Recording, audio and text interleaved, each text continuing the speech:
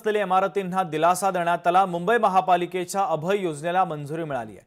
योजनेचा लाभ 17 नोव्हेंबर 2016 पूर्वी बांधकाम परवानगी मिळालेल्या आणि 800 चौरस फुटापर्यंतच्या सदनिका असलेल्या सुमारे 3500 इमारतींना मिळणार आहे। निवासी इमारतींसह रुग्णालय आणि शाळांचाही या योजनेमध्ये समावेश करण्यात आलेला आहे।